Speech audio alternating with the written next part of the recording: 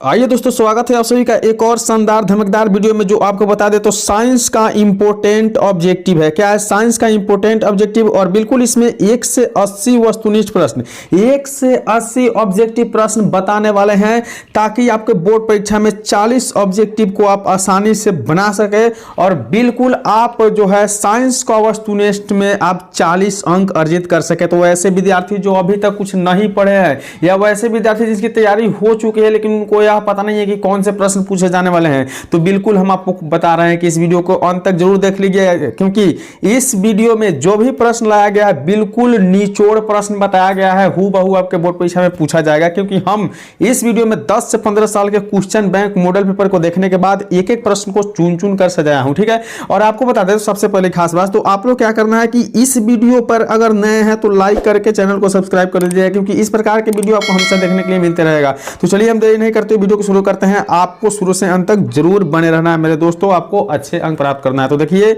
आज के वीडियो का पहला प्रश्न आपको दिया गया है कि एक एंगस्ट्रम का मान कितना होता है। याद करके रखिएगा कि एक एंगस्ट्रम का जो मान होता है वह 1 × 10⁻−10 मीटर होता है, ठीक है। तो इसे हम क्या किए, 1 से गुना करके सीधे 10⁻−10 मीटर कर दिए, ठीक है। चलिए अगली प्रश्न देख लेते हैं। बिल्कुल निचोड़ प्रश्न लेकर आए हैं दोस्तों, एक एक प्रश्न को चुन चुन कर रखा हूं इस वीडियो में, तो आप बिल्कुल अंत तक देखिए, क्योंकि आपका जो है साइंस का वस्तुनिष्ठ प्रश्न का टेंशन ही खत्म हो जाएगा। देखिए दूसरा प्रश्न दिया हुआ है कि विद्युत बल्ब में फिलामेंट तार बना होता है। विद्युत बल्ब का जो फिलामेंट होता है वो किस तार का बना होता है? याद करके रख लीजिएगा, टंगस्टन का। यदि आपकी तैयारी पूरी कंप्लीट हो चुकी है तो बिल्कुल आप एक एक प्रश्न को जवाब देते जाइए, ताकि आपको भी कॉन्फिडेंस हो जाए कि हम साइंस के ऑब्जेक्टिव में कितने अंक प्राप्त कर सकते हैं। तो तीसरा प्रश्न देखिए, दिया हुआ है कि शक्ति का एसआई मात्रक क्या होता है। दोस्तों बहुत इंपॉर्टेंट प्रश्न है, शक्ति का एसआई मात्रक वाट होता है। ऐसे विद्यार्थी जो नहीं पढ़े हो तो बिल्कुल वीडियो को अंत तक ही देखना है। चलिए, दिया हुआ है कि श्वेत रंग के कितने रंगों के मेल से बनता है। श्वेत रंग जो है कितने रंगों के मेल से बनता है? याद करके रखिए कि श्वेत रंग जो है 7 रंगों के मेल से बनता है। बिल्कुल आपको अंत तक बने रहिएगा। अगला प्रश्न देखना है, दिया हुआ है कि निकट दृष्टि दोष वाले व्यक्ति के चश्मे में होता है। निकट दृष्टि दोष जिसे होते हैं उसके उस व्यक्ति के चश्मे में क्या होते हैं? तो अवतल लेंस होता है। याद करके रखिएगा, अवतल लेंस होते हैं। बिल्कुल, यदि इस चैनल पर है तो सब्सक्राइब कर दीजिएगा और वीडियो को शेयर कर दीजिएगा प्लीज दोस्तों, सपोर्ट कीजिए थोड़ा, क्योंकि अभी मेरे साथ प्रॉब्लम चल रहा है, मेरा चैनल जो है डीमोनेटाइज हो गया है। आप लोगों की सपोर्ट की जरूरत है। बिल्कुल आप इस वीडियो को शुरू से अंत तक देखिए, क्योंकि मेरा वॉच टाइम कंप्लीट हो, ताकि मैं फिर से आप लोगों के लिए इसी प्रकार के शानदार वीडियो लेकर आते रहूं, ठीक है। तो 6 नंबर प्रश्न दिया हुआ है कि फेरस सल्फेट क्रिस्टल का रंग होता है। तो फेरस सल्फेट क्रिस्टल का रंग होता है हरा। याद करके रखिएगा, क्या होता है? हरा होता है। अगली प्रश्न देख लेते हैं। दिया हुआ है कि ग्लूकोज का रासायनिक सूत्र होता है। ग्लूकोज का रासायनिक सूत्र क्या होता है? याद करके रख लीजिए कि C6H12O6 जो होता है आपके ग्लूकोज का रासायनिक सूत्र होता है। अगली प्रश्न देख लेते हैं। 8 नंबर प्रश्न दिया हुआ है कि साधारण ताप पर फास्फोरस का अणुसूत्र है। साधारण ताप पर फास्फोरस का अणुसूत्र कितना होता है? याद करके रखिएगा कि P4 होता है। क्या होता है? P4 होता है। बिल्कुल दोस्तों, अंत तक वीडियो को जरूर देखिएगा, और चैनल पर नया हो तो सब्सक्राइब करके शेयर कर दीजिएगा, ताकि आप लोग का सपोर्ट हमें मिले, फिर से मेरा चैनल मोनेटाइज हो जाए और मैं आप लोग के लिए इसी तरह का वीडियो लेकर आते रहूं, ताकि आपके बोर्ड में अच्छा अंक प्राप्त हो जाए। तो 9वीं नंबर प्रश्न देखिए, दिया हुआ है कि स्टेनलेस स्टील मिश्र धातु है।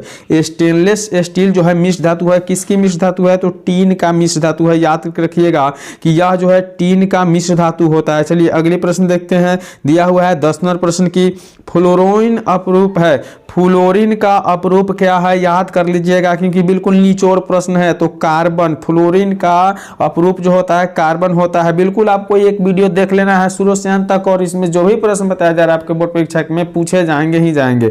चलिए अगली प्रश्न देखते हैं। दिया हुआ है कि मेंडलीफ ने अपने आवर्त सारणी में तत्वों को सजाया था। तो मेंडलीफ ने अपने आवर्त सारणी में तत्वों को जो है परमाणु द्रव्यमान के बढ़ते क्रम में सजाया था। कैसे? तो परमाणु द्रव्यमान के बढ़ते क्रम में। अगली प्रश्न देख लेते हैं। दिया हुआ है कि नाइट्रोजन डाइऑक्साइड, जिसको हम लोग NO2 बोलते हैं, क्या बोलते हैं? NO2 बोलते हैं, कि धुएं का रंग कैसा होता है? तो नाइट्रोजन डाइऑक्साइड के धुएं का रंग कैसा होता है? याद करके रख लीजिएगा कि भूरा कलर का होता है। क्या होता है? ब्राउन होता है, भूरा कलर का, ठीक है। अगली प्रश्न देखिए, 13 नंबर प्रश्न दिया हुआ है कि मैग्नीशियम पाया जाता है। मैग्नीशियम कहाँ पाया जाता है? तो याद करके रखिएगा कि क्लोरोफिल में जो है मैग्नीशियम पाया जाता है। अगली प्रश्न की ओर बढ़ते हैं दोस्तों, बहुत महत्वपूर्ण प्रश्न है। बिल्कुल आपसे रिक्वेस्ट करना है कि वीडियो को अंत तक जरूर देखिएगा। 14 नंबर प्रश्न दिया हुआ है कि फूल में नर जनन अंग होता है। फूल में नर जनन अंग कहाँ होता है? याद करके रखिएगा कि पुंकेसर में होता है। कहाँ होता है? पुंकेसर में। अगली प्रश्न देखिए, दिया हुआ है कि अंडाणु निषेचित होता है। अंडाणु कहाँ निषेचित होता है, याद कर लीजिएगा कि फेलोपियन नलिका जो होता है उसी में आपको अंडाणु निषेचित होता है। चलिए अगले प्रश्न देखते हैं। दिया हुआ है 16 नंबर प्रश्न की भोजन का पाचन किस प्रकार की अभिक्रिया है। बहुत इंपॉर्टेंट प्रश्न है, बिल्कुल चुना हुआ प्रश्न है। भोजन का पाचन किस प्रकार की अभिक्रिया है, याद करके रखिए कि भोजन के पाचन जो है उपचयन अभिक्रिया है। अगले प्रश्न देखते हैं। दिया हुआ है उभयलिंग जीव है। उभयलिंग जीव कौन है, याद कर लीजिएगा कि उभयलिंग जीव जो है ना, उभयलिंग जीव वो आपको केंचुआ है। क्या है, केंचुआ एक उभयलिंग जीव है। अगली प्रश्न देख लीजिए। 18 नंबर प्रश्न दिया हुआ है कि पृथ्वी पर ऊर्जा का मुख्य स्रोत क्या है। तो पृथ्वी पर ऊर्जा का मुख्य स्रोत जो है ना सूर्य है। याद करके रखिएगा कि पृथ्वी पर ऊर्जा का मुख्य स्रोत सूर्य है। बिल्कुल दोस्तों, अगर चाहते हैं कि मेरा चैनल कामयाब रहे तो बिल्कुल आप इस वीडियो को अंत तक देखिए, ताकि आपका भी बोर्ड एग्जाम में यह वीडियो में से प्रश्न पूछा जाए और मेरा भी चैनल मोनेटाइज हो जाए फिर से। और बिल्कुल सब्सक्राइब करके शेयर करिए दोस्तों के साथ, ठीक है। 19 नंबर प्रश्न दिया हुआ है कि वृक्क के संरचनात्मक एवं क्रियात्मक इकाई को क्या कहते हैं। तो वृक्क की संरचनात्मक एवं क्रियात्मक इकाई को बता दे तो डी अर्थात निफ्रॉन कहते हैं। क्या कहते हैं, ऑप्शन डी बिल्कुल सही, नेफ्रॉन कहते हैं। दोस्तों अगली प्रश्न देख लेते हैं। 20 नंबर प्रश्न दिया हुआ है कि एक कोशिकीय शैवाल में जल का परिवहन द्वारा होता है। तो एक कोशिकीय शैवाल में जल का परिवहन द्वारा क्या होता है, तो आपका इसका सही उत्तर जो हो जाएगा विसरण होता है। याद करके रख लिया दोस्तों, क्या होता है, विसरण होता है। अगली प्रश्न देखिए। दिया हुआ है 21 नंबर प्रश्न की मस्तिष्क उत्तरदायी है। मस्तिष्क उत्तरदायी होते हैं कौन चीजों के लिए, तो आपको बता दें तो सभी के लिए, सोचने के लिए, हृदय स्पंदन के लिए और शारीरिक संतुलन के लिए, सभी के लिए मस्तिष्क जो होते हैं बिल्कुल उत्तरदायी होते हैं। अगली प्रश्न देख लेते हैं। दिया हुआ है कि पराग कोष में होता है। पराग कोष में क्या होता है दोस्तों, तो पराग कोष में जो होता है ना परागकण होता है। याद करके रखिएगा। बिल्कुल इस वीडियो में निचोड़ प्रश्न बताया जा रहा है, एक एक प्रश्न को चुन के 10 साल 15 साल का जो है आपका एक्सपीरियंस के साथ में बता रहा हूँ। तो 23 नंबर प्रश्न देखिए। दिया हुआ है कि एक वयस्क मनुष्य के कितने दांत होते हैं। एक वयस्क मनुष्य के दांत कितने होते हैं, तो याद करके रख लीजिएगा दोस्तों कि एक वयस्क मनुष्य के जो होते हैं ना 32 दांत होते हैं। बिल्कुल थोड़ा सा ऑप्शन इसमें मिस्टेक सेट हो गया है। चलिए अगली प्रश्न देखते हैं। 28 नंबर प्रश्न 24 नंबर प्रश्न की बैटरी में किस प्रकार की धारा प्राप्ति होती है। बैटरी से जो है किस प्रकार की धारा प्राप्त होती है, याद कर लीजिए दिश धारा जो होती है ना बैटरी से प्राप्त होती है, ठीक है। अगली देखते हैं। दिया हुआ है 25 नंबर की विभवांतर का एसआई मात्रक क्या होता है। तो विभवांतर का एसआई मात्रक याद करके रखिए कि वोल्ट होता है दोस्तों। बिल्कुल इंपॉर्टेंट प्रश्न है, आप शुरू से अंत तक देखिएगा। अगर आप जानते हैं तो बिल्कुल आपको रिवाइज हो जाएगा, अगर आप नए हैं तो इस वीडियो को देखने के बाद आपको कंप्लीटली तैयारी हो जाएगा। चलिए 26 नंबर प्रश्न दिया हुआ है कि 1 किलोवाट कहलाता है। 1 किलोवाट क्या कहलाता है, तो याद करके रखिए कि 1 किलोवाट जो होता है ना 1 जूल प्रति कूलाम कहलाता है। क्या कहलाता है, 1 जूल प्रति कूलाम कहलाता है। अगली प्रश्न देख लेते हैं। दिया हुआ है कि श्वसन किस प्रकार की रासायनिक अभिक्रिया है। तो श्वसन जो है ना एक प्रकार के ऊष्माक्षेपी रासायनिक है। क्या, ऊष्माक्षेपी रासायनिक अभिक्रिया है। अगली प्रश्न देखते हैं। दिया हुआ है 28 नंबर प्रश्न कि कौन विद्युत का सर्वोत्तम सुचालक है। इनमें से कौन जो है विद्युत का सबसे अधिक सुचालक है। याद करके रखिएगा कि इसका ऑप्शन बी अर्थात जो है ना एजी अर्थात सिल्वर जो होता है ना सबसे बड़ा सुचालक होता है।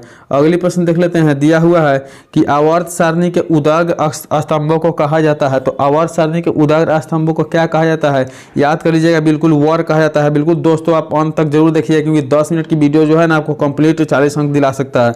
दिया हुआ है कि निम्नलिखित में अर्थात निम्नलिखित में कौन उपधातु है।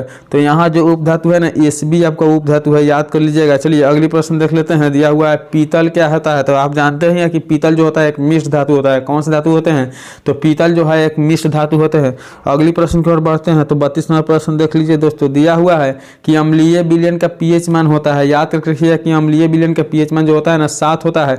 वही क्षारीय पूछा जाए तो 7 से अधिक होता है, ठीक है। अब 7 से कम जो होता है अम्लीय विलयन का पीएच मान होता है और 7 जो होता है उदासीन होता है, ठीक है। चलिए अगली प्रश्न देख लेते हैं। 33वां प्रश्न दिया हुआ है कि सरलतम हाइड्रोकार्बन है। तो सरलतम हाइड्रोकार्बन जो है ना याद करके रखिए कि मीथेन होता है। क्या होता है, मीथेन जो है सरलतम हाइड्रोकार्बन है। अगली प्रश्न देखिए। दिया हुआ है कि क्रूट पाद अर्थात कूटपाद किसमें पाया जाता है। तो 34 का सही उत्तर ऑप्शन सी है, अमीबा में। कहाँ पाया जाता है, अमीबा में पाया जाता है। अगली प्रश्न देख लेते हैं। दिया हुआ है कि पृथ्वी पौधे में लैंगिक जनन होता है। तो पृथ्वी पौधों को में लैंगिक जनन होता है, इसकी सही उत्तर जो हो जाएगा फूलों द्वारा होता है। किसके द्वारा होता है? तो फूलों के द्वारा होता है। अगले प्रश्न देखिए 36 नंबर प्रश्न दिया हुआ है कि निम्न में कौन उत्सर्जी अंग है? निम्न में कौन जो है उत्सर्जी अंग है? याद करके रखिए कि 36 का ऑप्शन है बिल्कुल सही उत्तर है। वृक्क जो है एक उत्सर्जी अंग होते हैं। अगले प्रश्न देखिए दिया हुआ है कि शुक्राणु बनता है। शुक्राणु कहाँ बनता है? याद कर लीजिएगा, शुक्राणु जो है ना वृषण में बनता है। कहाँ बनता है? वृषण में। अगली प्रश्न देखिए दिया हुआ है कि निम्न में कौन प्राकृतिक संसाधन नहीं है? निम्न में जो है कौन प्राकृतिक संसाधन नहीं है? याद कर लीजिएगा कि आपका जो प्राकृतिक संसाधन नहीं है वह जीवधारी है। क्या? जीवधारी जो है प्राकृतिक संसाधन नहीं है। अगली प्रश्न देखिए दिया हुआ है कि इंसुलिन की कमी से होती है। इंसुलिन की कमी से क्या होती है दोस्तों? तो याद करके रखिए कि इंसुलिन की कमी से जो है ना मधुमेह रोग होती है। कौन सी रोग होती है? मधुमेह रोग होती है। अगली प्रश्न देखिए दिया हुआ है कि समतल दर्पण द्वारा बना प्रतिबिंब होता है। समतल दर्पण द्वारा बना प्रतिबिंब कितना होता है? कैसा होता है? तो याद करके रखिए कि समतल दर्पण द्वारा बिल्कुल आपको काल्पनिक प्रतिबिंब बनता है। कैसा प्रतिबिंब बनता है? तो समतल दर्पण द्वारा काल्पनिक प्रतिबिंब बनता है। चलिए, इस वीडियो में हम आपको 1 से 40 वस्तुनिष्ठ बताए थे, जैसे कि आपको बोले थे कि 1 से 80 वस्तुनिष्ठ प्रश्न बताएंगे। तो बिल्कुल वीडियो अच्छा लगा हो तो लाइक करके शेयर कर दीजिएगा। चैनल पर पहली बार है तो सब्सक्राइब करके सपोर्ट कीजिए दोस्तों। अगर इस तरह के वीडियो और चाहिए तो कमेंट करके जरूर बताइएगा। चलिए मिलेंगे अगले वीडियो में, तब तक के लिए बाय।